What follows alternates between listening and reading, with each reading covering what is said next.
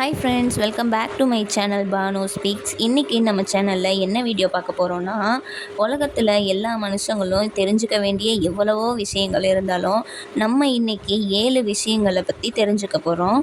இந்த சின்ன சின்ன விஷயங்கள் தெரியாமல் தான் நம்ம வாழ்க்கையில் எந்த இடத்துல இருந்தோமோ அதே இடத்துலையே எந்த ஒரு முன்னேற்றமும் இல்லாமல் இருந்துக்கிட்டு இருப்போம். அப்படி இன்றைக்கி நம்ம எந்த டாப்பிக்கை பற்றி பேச போகிறோம்னு பார்த்திங்கன்னா, குடும்பத்திடம் கூட சொல்லக்கூடாத 7 ரகசியங்கள் பற்றி தான் நம்ம பார்க்க போகிறோம். வீடியோக்குள்ளே போகிறதுக்கு முன்னாடி நீங்கள் இப்போ தான் நம்ம சேனல் ஃபஸ்ட் டைம் பார்க்குறீங்கன்னா ப்ளீஸ் மறக்காமல் சப்ஸ்கிரைப் பண்ணிக்கோங்க. அப்படி இந்த வீடியோ உங்களுக்கு பிடிச்சிருந்துச்சுன்னா ஒரே ஒரு லைக் மட்டும் கொடுத்துக்கோங்க. அப்போ தான் அடுத்தடுத்து வீடியோ போடுறதுக்கு எனக்கு கொஞ்சம் மோட்டிவேட்டாக இருக்கும். இப்போ வாங்க வீடியோக்குள்ளே போகலாம். நம்ம சின்ன வயசுலேருந்தே ஒரு விஷயம் சொல்லி தரப்பட்டிருக்கோம். நம்ம குடும்பத்துக்கிட்ட எதையுமே மறைக்கக்கூடாது, எல்லாத்தையும் அப்படியே சொல்கிறது தான் ஒரு நல்ல மனிதனுக்கான அடையாளம் அப்படின்னு சொல்லிட்டு. ஆனால் சைக்காலஜி படி இது நம்ம செய்கிற மிகப்பெரிய தவறு அப்படின்றது யாருக்கெல்லாம் தெரியும்? இங்கே ஒரு விஷயத்தை நல்லா புரிஞ்சுக்கோங்க. நம்ம குடும்பம் ரொம்ப முக்கியம். ஆனால் அவங்களுக்கு கொடுக்குற மரியாதையும் நம்மளுக்கு ரொம்ப ரொம்ப முக்கியம். இதில் எந்த ஒரு மாற்று கருத்துமே இல்லை. ஆனால் உங்களுடைய வெற்றியின் பாதையும் நம்ம குடும்பத்து மேலே உள்ள பாசமும் ஒரே பாதையில் பயணிக்கக்கூடாது. அதுதான் இங்கே பிரச்சனையே. இந்த வீடியோவில் யாரையும் வெறுக்கிறதுக்கோ இல்லை உங்கள் குடும்பத்துக்குள்ளேயே கலகம் மூட்டி விட்றதுக்கோ கிடையாது. இது உங்களோட லைஃப்பில் வரக்கூடிய ஏமாற்றங்கள்லேருந்து பாதுகாத்துக்கிறதுக்காகவும் நீங்கள் நினச்ச அந்த இடத்தை அடையிறதுக்கு யூஸ் பண்ணக்கூடிய ஒரு புத்திசாலித்தனமான சீக்ரெட் தான் இது. நிக்கோலோ மாக்கியவெல்லி அதிகாரத்தை பற்றின ஒரு மிக முக்கியமான உண்மையை உடைச்சிருக்காங்க. நீங்கள் யாரை அதிகமாக நம்புகிறீங்களோ அவங்க தான் அவங்களையே அறியாமல் உங்களோட மிகப்பெரிய பலவீனமாக மாறுவாங்க அப்படின்னு சொல்லியிருக்காங்க. ஏன் தெரியுமா? மனுஷங்களுக்கு எப்போதும் லாஜிக்கை விட உணர்ச்சிகள் தான் அதிகம். உங்கள் குடும்பம் உங்களை ரொம்பவே நேசிக்குது. ஆனால் அவங்க உங்களை எப்போதும் பாதுகாப்பாக பார்க்கணுன்னு நினைக்கிறாங்க. ஆனால் இங்கே தான் ஒரு ட்விஸ்ட் இருக்குது. அவங்க உங்களை பாதுகாப்பாக பார்க்கணுன்னு ஆசைப்படுறாங்களே தவிர இந்த உலகம் வியர்ந்து பார்க்குற அளவுக்கு ஒரு மிகப்பெரிய வெற்றியாளராக பார்க்கணும் அப்படின்ட்டு அவங்க சைக்காலஜி அனுமதிக்காது. ஏன்னா நீங்கள் பெருசாக ஜெயிக்கணும்னா அங்கே ரிஸ்க் எடுக்கணும். ஆனால் பாசங்கிற பேரில் உங்கள் குடும்பம் அந்த ரிஸ்க்கை எடுக்க விடாமல் தடுக்கும். அந்த சூழ்நிலையில் தான் நீங்கள் உங்கள் குடும்பத்துக்கிட்ட கூட சொல்லக்கூடாத சில ரகசியங்களை பற்றி நம்ம தெரிஞ்சுக்க போகிறோம். சீக்ரெட் நம்பர் 1, உங்களுடைய பெரிய பெரிய பிளானையும் அப்புறம் உங்களோட கோல்ஸையும் யார்கிட்டையும் சொல்லாதீங்க. உங்கள் மனசுக்குள்ளே இருக்கிற எந்த ஒரு பெரிய லட்சியமும் அது முழுசாக நடக்கிறதுக்குள்ளே அதை பற்றி உங்கள் குடும்பத்துக்கிட்டேயோ இல்லைனா வேறு யார்கிட்டையும் மூச்சு கூட விடாதீங்க. ஏன் தெரியுமா? இந்த உலகத்தில் இருக்கிற பெரும்பாலான மனிதர்கள் உங்களுடைய உண்மையான திறமையையோ உங்ககிட்ட இருக்கிற தன்னம்பிக்கையோ வச்சு உங்களுக்கு அட்வைஸ் பண்ணுறது இல்லை. மாறாக அவங்களுக்குள்ளே இருக்கக்கூடிய அந்த பயம், அவங்க வாழ்க்கையில் தோற்று போன அந்த அனுபவங்கள், இதை வச்சு தான் உங்களை எடை போடுவாங்க. நீங்கள் போய் உங்கள் குடும்பத்துக்கிட்ட நான் ஒரு பெரிய பிஸ்னஸ் பண்ண போகிறேன் அப்படின்றோ இல்லை ஒரு பெரிய உயரத்துக்கு போக போகிறேன் அப்படின்றோ சொல்லும்போது அவங்க உடனே என்ன சொல்லுவாங்க தெரியுமா? எவ்வளவு பெரிய ரிஸ்கெல்லாம் நம்மளுக்கு தேவையா? ரொம்ப பெருசாக ஆசைப்படாத. கம்முன்னு ஒரு சாதாரண வேலைக்கு போய் மாதம் மாதம் சம்பளம் வர மாதிரி ஒரு வேலையை பாரு, அதுவே போதும் அப்படின்னு சொல்லுவாங்க. இங்கே அவங்க உங்களுக்கு கெடுதல் நடக்கணும் அப்படின்னு நினைக்கல. நீங்கள் எதுவும் பெரிய பிரச்சனையில் போய் மாட்டிக்கக்கூடாது அப்படின்னு சொல்லிட்டு தான் நினைக்கிறாங்க. ஆனால் துரதிர்ஷ்டவசமாக இந்த சொந்த பந்தங்களோட இந்த அதிகப்படியான அக்கறையும் பாசமும் தான் நீங்கள் வானத்தில் பறக்க வேண்டிய உங்களோட ரெக்கைகளை ஆரம்பத்திலேயே வெட்டி வீசிடுது. அதனால தான் சொல்கிறேன், உங்கள் பிளான் 100% ஜெயிச்சு நிற்கிற வர அமைதியாக ஆழமாக வேலை செய்யுங்க. இந்த உலகத்துக்கு உங்களோட கஷ்டத்தையோ உங்களோட போராட்டத்தையோ காட்டாதீங்க. நேரடியாக உங்கள் பிரம்மாண்டமான வெற்றியை மட்டும் காட்டுங்க. இந்த வீடியோ இதோட முடியல. அதனால் பாதியிலேயே ஸ்கிப் பண்ணிவிட்டு போகிற தப்பை மட்டும் பண்ணிடாதீங்க.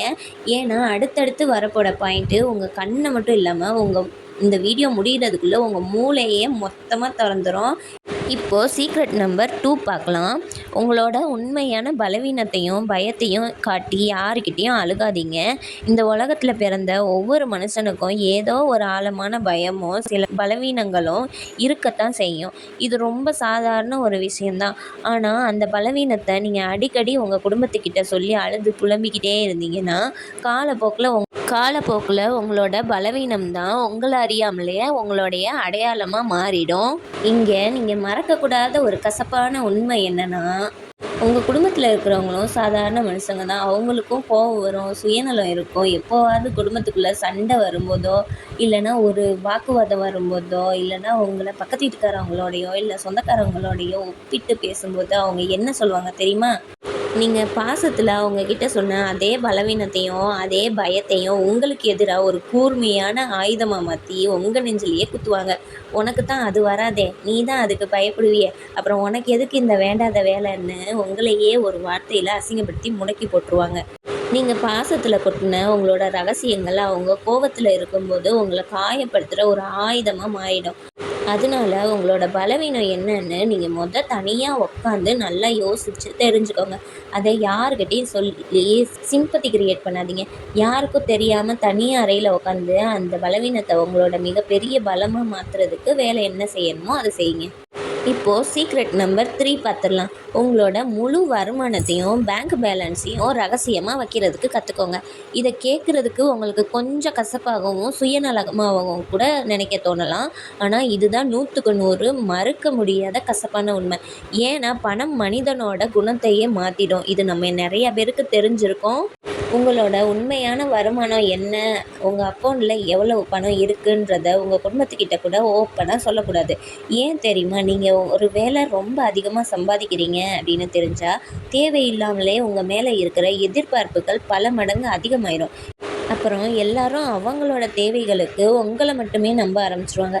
அதுவே நீங்கள் ரொம்ப கம்மியாக சம்பாதிக்கிறீங்க அப்படின்றது தெரிஞ்சால் உங்கள் சொந்த பந்தத்துக்குள்ளேயே உங்களை மதிக்க மாட்டாங்க. அடுத்த நிமிஷமே நம்மளை கேலியும் கிண்டலும் மற்றவங்களோட கம்பேர் பண்ணி பேசுகிறதுக்கும் ஆரம்பிச்சிடுவாங்க. இந்த உலகத்தில் எந்த ஒரு மனுஷன் தன்னை ஒரு திறந்த புத்தகமாக வச்சுக்கிறானோ அவனை படிக்கிறதும் ரொம்ப ஈஸி, அடுத்த செகண்டே அப்படியே அவனை கிழிச்சு போடுறதும் ரொம்பவே ஈஸி. அதனால் பண விஷயத்தில் உங்கள் குடும்பத்துக்கிட்ட எப்போதும் ஒரு லிமிட் மெயின்டைன் பண்ணுங்கள். உங்ககிட்ட எவ்வளோ பேங்க் பேலன்ஸ் இருக்குது, நீங்கள் எங்கெல்லாம் முதலீடு பண்ணியிருக்கீங்க, உங்களோட பேக்கப் பிளான் என்ன, இதையெல்லாம் யாருக்கிட்டையும் சொல்லணும்னு எந்த அவசியமும் இல்லை.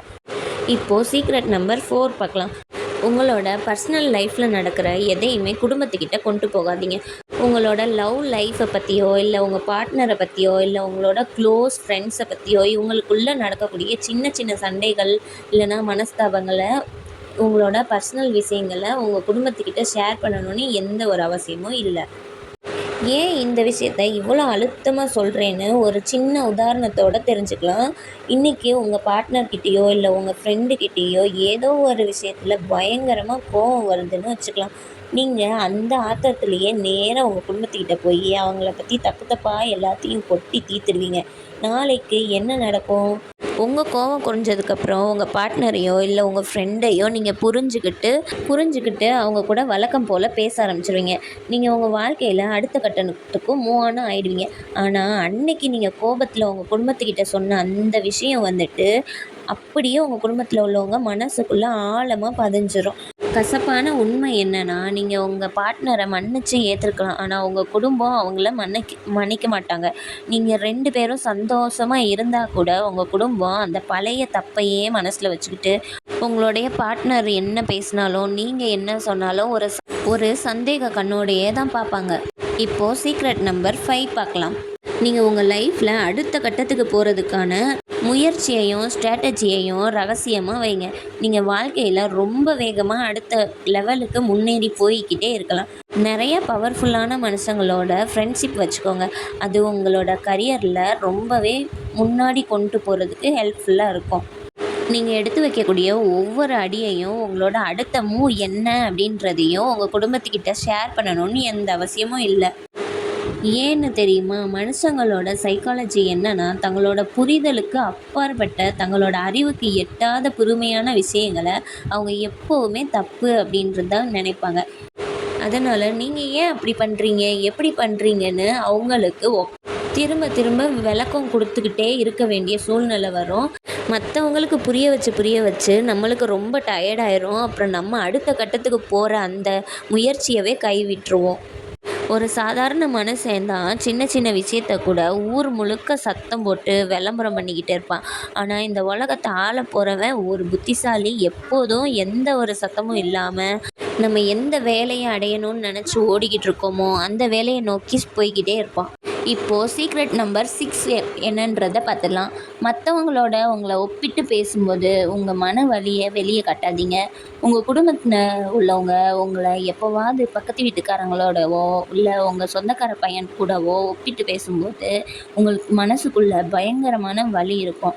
ஆனால் அந்த வலியையோ உங்களோட கோபத்தையோ அவங்க முன்னாடி ஒருபோதும் வெளியே காட்டாதீங்க. ஏன் தெரியுமா? இந்த ஒப்பீடு அப்படிங்கிறது உங்கள் குடும்பத்தில் உள்ளவங்க உங்களுக்கு தெரியாமலே ஆடுற ஒரு மிகப்பெரிய எமோஷ்னல் கேம்.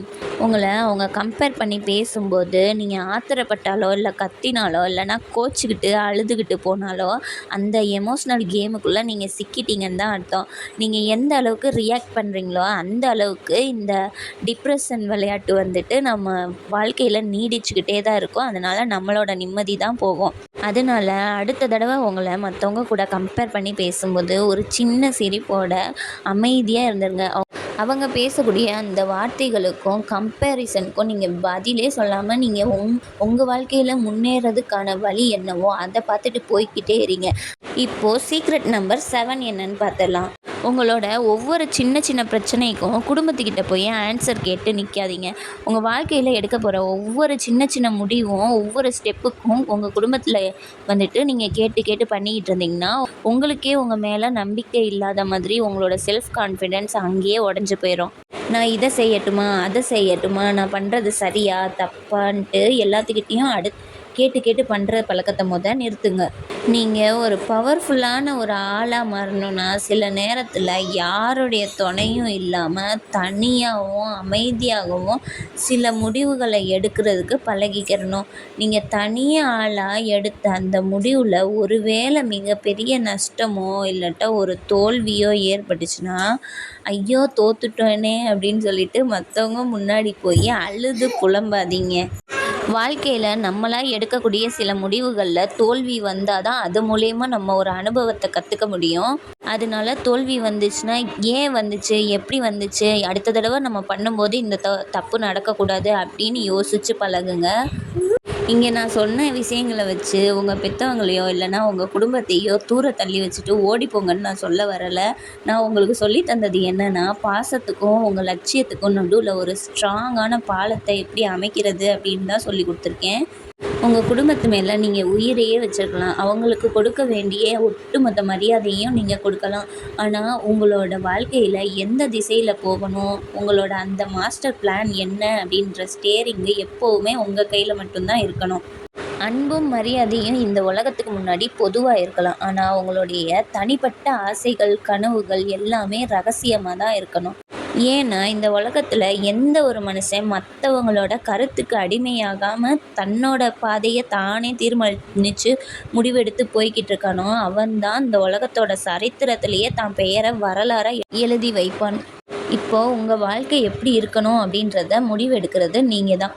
ஸோ அவ்வளோதான். இந்த வீடியோவை பார்த்துட்டு உங்கள் லைஃப்பை பற்றி நீங்கள் கொஞ்சம் யோசிச்சு பார்த்துருந்தீங்கன்னா இந்த வீடியோவுக்கு ஒரு லைக் மட்டும் கொடுத்துருங்க. மறுபடியும் வேறு ஒரு வீடியோவில் உங்களை வந்து பார்க்குறேன். பாய்.